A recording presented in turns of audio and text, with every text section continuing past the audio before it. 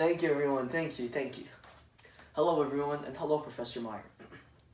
So don't you all just hate the feeling of waking up really early in the morning? Let's say 6 o'clock, 6:30, maybe even 7 o'clock in the morning, knowing you have to go through a long day of working your hand and writing on papers, listening to lectures, and also knowing that you have no time to take a nap when you go back home and you have to do extra work and you're going to have to stay up late and then go through the cycle, same exact cycle, over and over and over again.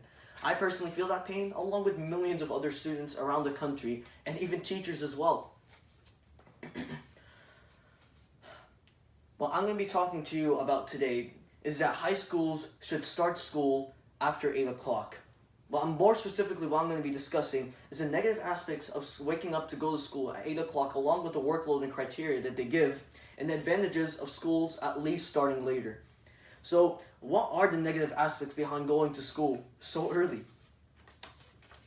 According to Centers for Disease Control and Prevention, in a study published by Melissa Jenko, January 25th, 2018, published by AAP News, in 2015, they stated that 73% of high school students are sleep deprived, and based on this also showed that this decreased in an overall performance in tests and other exams.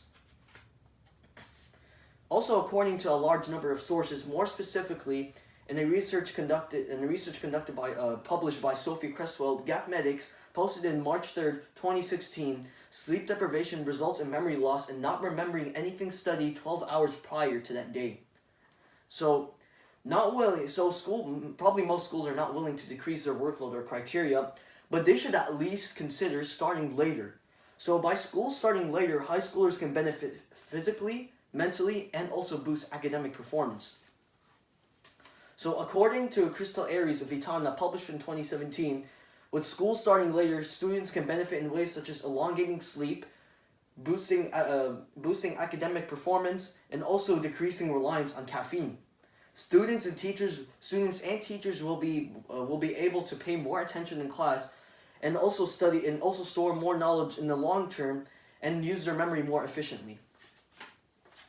Also according to Crystal Aries of Vitana, published in 2017, Dr. Amy Wolfson, professor of psychology at Loyola University in Maryland, and Dr. Mary Cascadon, professor of psychiatry and human behavior at the Warren Albert Medical School of Brown University, found that students with averages of C's or lower actually get 25 minutes less sleep than other students who average higher grades.